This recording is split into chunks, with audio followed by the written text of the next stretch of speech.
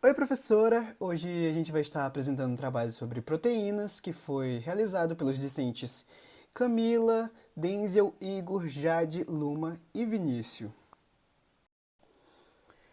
Hoje nós vamos estar entendendo de como é formada uma proteína, entender sua composição química, as ligações peptídicas e sua classificação e suas funções. Proteínas, elas são macromoléculas orgânicas formadas obrigatoriamente por elementos de carbono, hidrogênio, oxigênio, nitrogênio, eventualmente pode conter enxofre, fósforo, cobre e outros elementos. As macromoléculas normalmente são a associação de duas ou mais unidades de moléculas menores, que são chamadas de aminoácidos ou peptídeos. E essas macromoléculas podem ser denominadas ainda como cadeia polipeptídicas. E sobre o que vamos estar vendo sobre as proteínas? No decorrer dessa apresentação, nós vamos estar vendo a estrutura química de uma proteína, a ligação peptídica e a classificação de suas funções. Vamos falar um pouco sobre a estrutura química de uma proteína, a partir da sua formação. Uma proteína é formada basicamente por aminoácidos, os quais são constituídos por um grupo carboxila e um grupo amino. O grupo carboxila, que é formado por um ácido carboxílico, ele é composto por um carbono que realiza uma ligação dupla com um oxigênio e uma ligação simples com uma hidroxila. Já o grupo amino, que é formado por uma amina, que é composto por um nitrogênio que se liga a dois átomos de hidrogênio. Esses dois grupos juntos constituem o aminoácido. Só que nesse meio termo existe um carbono que interliga esses dois grupos, que é o carbono alfa, que ele está no centro do aminoácido e também se liga a um átomo de hidrogênio e a um grupo variável que é chamado de cadeia lateral ou grupo R, mudando assim a sua forma da proteína, que a Camila explicará melhor nos próximos slides. Acerca dos aminoácidos em si, existem muitos, mais de 700 na natureza, onde eles são formados por não essenciais e essenciais. Essenciais que são produzidos pelo nosso organismo e não essenciais que são produzidos pelas fontes naturais. Uma curiosidade interessante é que no feijão com arroz, prato típico do Brasil, existem todos os aminoácidos essenciais. Cadê as laterais? O que elas vão fazer? Elas vão determinar o papel do aminoácido na proteína. E a gente tem aqui polares ou apolares, ácidas ou básicas. Vamos começar aqui pela apolar. A alanina. A alanina é apolar por quê? Porque o radical dela, a cadeia lateral, é CH3. Ligação de carbono e hidrogênio geralmente tem essa característica polar. Agora a serina, ela é polar por quê? Porque tem esse OH aqui, lembra? Ponto de hidrogênio, ligação de H-FON? Então, por isso. Agora a gente chega aqui, ácidas ou básicas. Quando que ela vai ser um, quando que vai ser outro? A histidina, que é a básica, ela é básica por quê? Tá vendo que ela tem esse grupo amino aqui?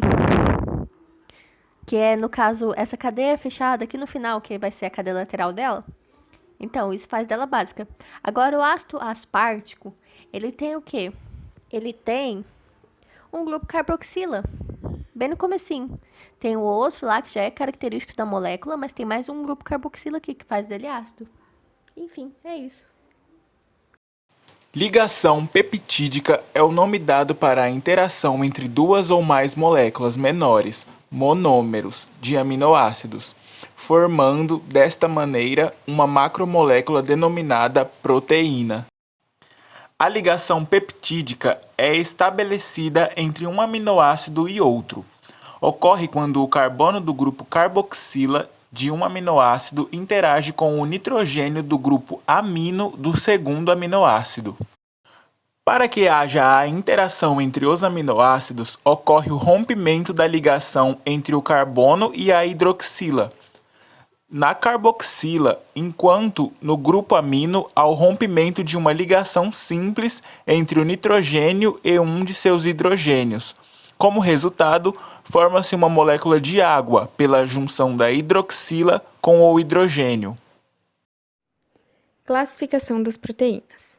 A classificação das proteínas são divididas em três: composição, forma e número de cadeias. Na classificação quanto à composição, nós temos as proteínas simples, que liberam apenas aminoácidos durante a hidrólise. A hidrólise é hidro, né, que vem de água, e lise, que vem de quebra, ou seja, é um processo químico que vai envolver a quebra de uma molécula em presença de água.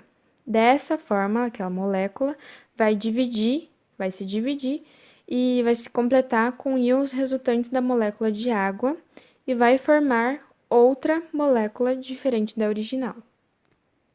E também temos as proteínas conjugadas. As proteínas conjugadas liberam por meio da hidrólise também, ou seja, em meio aquoso, né? Vai ter a quebra de uma molécula e a formação de outra diferente, componentes químicos em adição aos aminoácidos. E a porção das proteínas conjugadas que não são constituídas por aminoácidos recebem o nome de grupo prostético.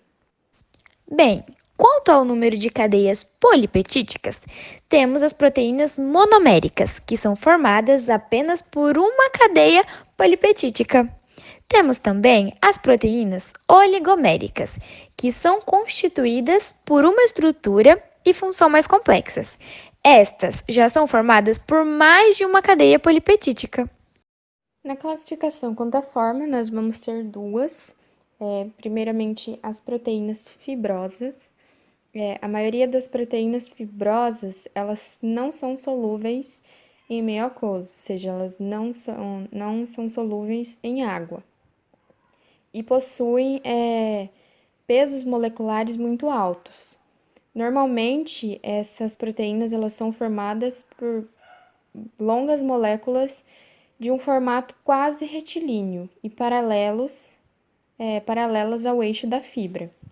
Dentro das proteínas fibrosas, né, desse grupo de proteínas, fazem parte o colágeno do tecido conjuntivo, a queratina do cabelo, a miosina dos músculos e várias outras proteínas. As proteínas globulares. Essas proteínas, elas possuem uma forma globular, assim mesmo como o nome dela já diz. E ela tem uma estrutura bem mais complexa e costuma ser bem mais solúvel quando entra em contato com meios aquosos. Bom, essa proteína, ela possui dois tipos principais de proteína, que é a com maior ou a com menor grau de solubilidade em relação à solução aquosa, formando assim as soluções coloidais. Bem, alguns exemplos de proteína globular é a proteína ativa, como as enzimas, e as transportadoras, como a hemoglobina. Para analisar, não podemos deixar de falar sobre as funções das proteínas, né? O que a proteína faz, então, no nosso corpo? Então, no nosso corpo, ela faz parte de vários tecidos, né? Ela forma a pele, ela forma o cabelo, muitas enzimas. Como foi chamado anteriormente, ela tem algumas funções, ela tem função de defesa, porque os anticorpos elas são proteínas que combatem micro-organismos. Também tem a função estrutural, que é isso que ela constrói várias partes do nosso corpo. Ela tem a função de regulação, ou seja, ela faz parte também dos hormônios, porque os hormônios são proteínas, né? Ela também faz o transporte, porque ela também está na membrana celular, que faz o transporte de substâncias para fora da molécula. Ela também faz a função de enzimática, porque enzimas são proteínas, né? E também ela tem a função de contráteis, que ela participa para quando a gente contrai o músculo ou descontrai o músculo, ela também está nesses processos. Então tudo isso são as funções das proteínas. E professora, muito obrigado pelo acompanhamento durante esse ano. E aqui estamos encerrando nosso último trabalho. Até uma outra oportunidade. E obrigado pela sua ajuda durante esse tempo e pela compreensão.